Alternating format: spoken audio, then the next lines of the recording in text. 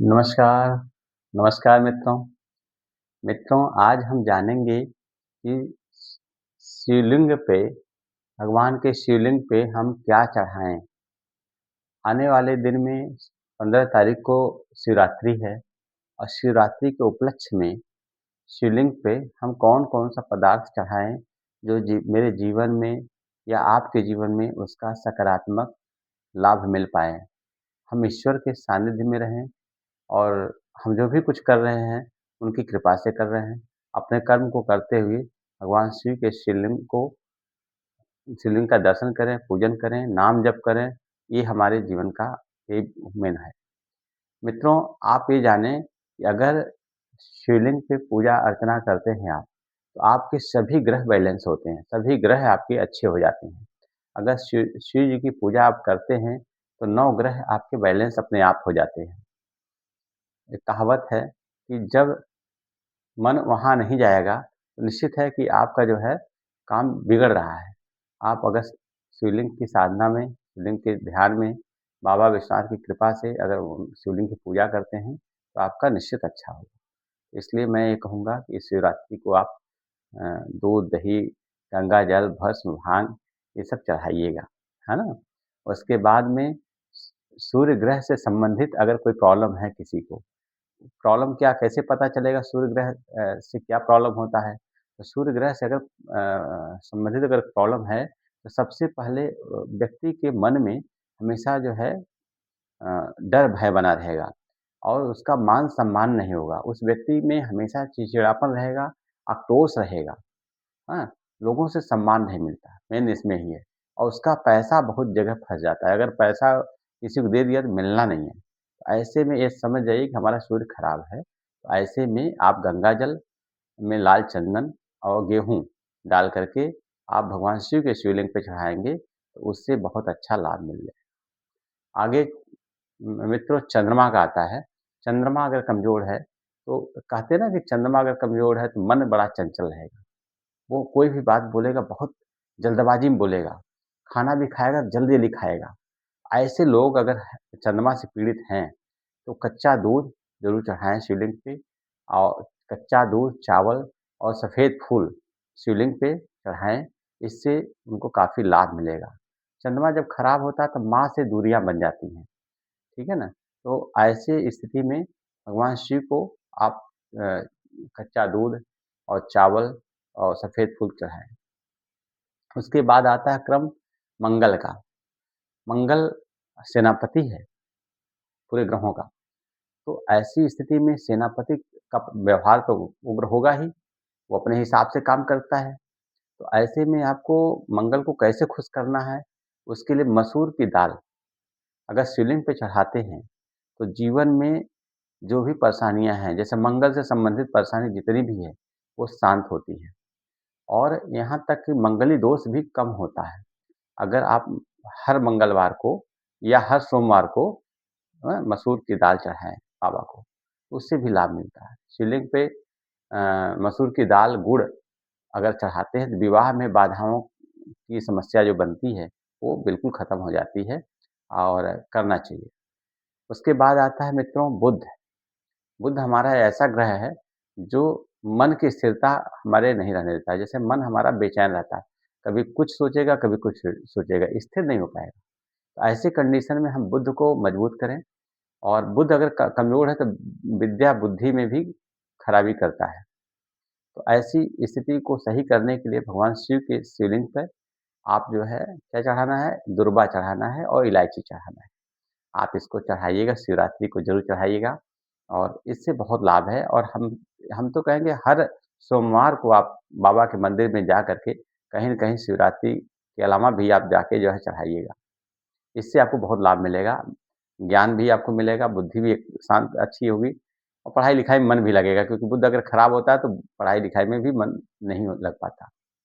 उसके बाद आता है बृहस्पति। बृहस्पति अगर आपका कमज़ोर है, तो आपके भाग्य में कमी ज़रूर आएगा। कितना भी मेहनत कर लीजिए, पूरा एकदम हार्ड वर्क कर लीजिए, लेकिन उससे कोई विशेष फ़ायदा नहीं मिलने वाला। कारण ये है कि बृहस्पति जो है हार्ड वर्क करवाता है, लेकिन उसका फ़ायदा नहीं मिलता। अगर कमज़ोर है, तो उसके लिए केसर, चंदन और गंगा जल या दूध में मिला करके आप बाबा के शिवलिंग पे चढ़ाइए, आपको ज़रूर फ़र्क समझ में आएगा। आप बाबा की शिवलिंग पे सोमवार को चढ़ाया ही, उसके अलावा जो है शिवरात्रि आने वाली है, उसमें भी चढ़ाइएगा और हर दिन आप बाबा को चढ़ाइए, हाँ? पीला चंदन, केसर और उसके बाद जो है कच्चा दूध में इसको डाल कर के चढ़ाइए, बहुत अच्छा उसका फल मिलता है। बाबा की कृपा से ये अच्छा होगा। उसके बाद मित्रों आता है शुक्र, अगर शुक्र ग्रह कमज़ोर है, तो आपके लग्ज़रियस को ख़त्म कर देगा, आपके अंदर तमाम तमाम नेगेटिव ऊर्जा आने लग जाती है। आपका ऑरा, आपका चेहरा, आपका जीवन पूरा डिस्टर्ब कर देता है, मतलब चेहरे की आभा मंडल को ख़त्म कर देता है शुक्र। तो ऐसी स्थिति में शुक्र को मजबूत ज़रूर करना चाहिए। अगर आपका चेहरा ग्लो नहीं कर रहा है, आपके चेहरे में, आपके कपड़े में शाइनिंग नहीं है, तो इसका मतलब आपका शुक्र कमज़ोर है। आपके जीवन में लग्ज़रियस नहीं है, गाड़ी-घोड़ा नहीं है या आपके शान-शौकत में कमी है, इसका मतलब शुक्र कमज़ोर है। तो अपने शुक्र को मजबूत करने के लिए दूध और दही और इत्र भगवान शिव को चढ़ाइएगा, उससे बहुत लाभ मिलेगा मित्रों। उसके बाद आता है शनि, हमारे शनि देव, है ना? ये भी हमारे बहुत अ अ शनि देव का प्रभाव बहुत तेज होता है। शनि ग्रह जो है जिसके ऊपर होता है, साढ़े साती और ढैया का जो प्रकोप होता है, वो ही जानता है कि क्या होता है शनि का प्रभाव। तो ऐसी स्थिति में आप अगर भगवान शनि को खुश करना चाहते हैं, तो आप भगवान शिव के शिवलिंग पे आपको क्या चढ़ाना है? वो सरसों का तेल और काला तिल, काला उड़द अगर आप चढ़ाते हैं और बाकी चीज़ें आप चढ़ाइए, दूध, दही सब चढ़ाइए, लेकिन ये भी अगर उसमें सम्मिलित कर लेते हैं, तो शनि अपने आप शांत हो जाते हैं, शनि अच्छा फल देने लग जाते हैं, जीवन में सुख शांति आने लग जाती है। चोट-चपेट तक जो स्थितियाँ बनती हैं ना जीवन में, वो भी सही हो जाता नहीं होता है। मैंने बहुत लोगों को देखा है और प्रयोग करते भी हैं लोग, बाबा के दर्शन करते हैं, तो आज बहुत अच्छा है। महामृत्युंजय का जप भी करते हैं और ये सब चीज़ें अच्छा होता है। उसके बाद आता है राहु।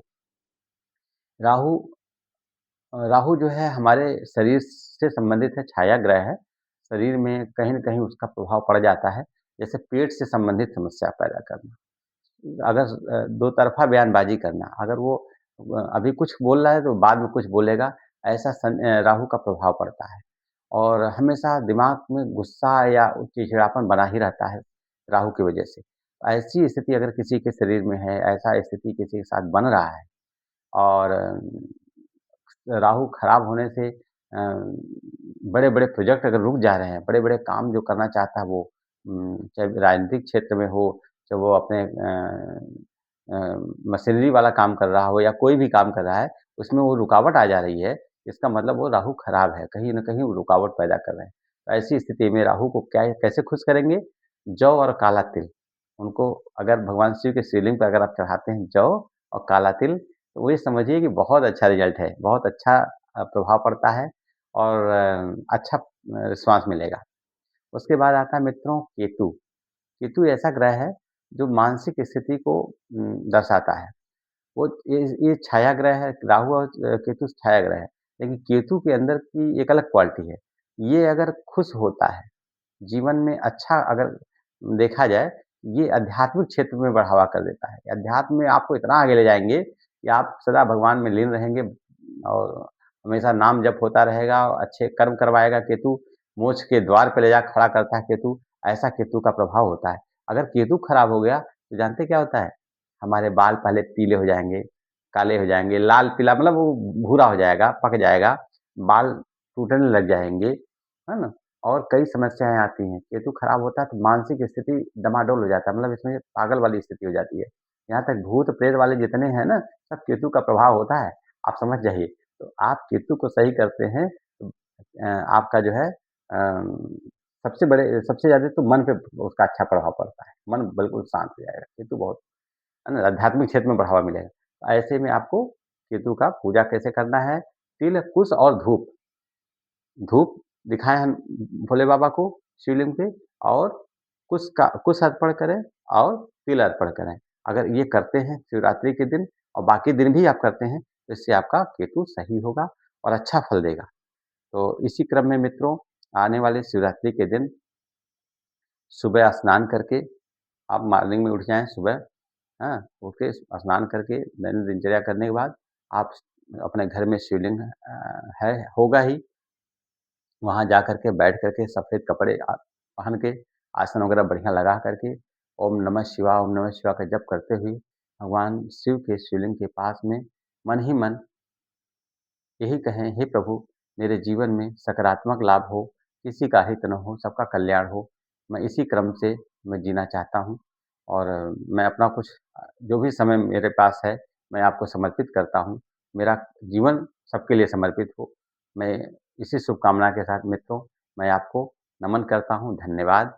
आपने मेरी बातों को सुना। धन्यवाद, बहुत-बहुत धन्यवाद मित्रों।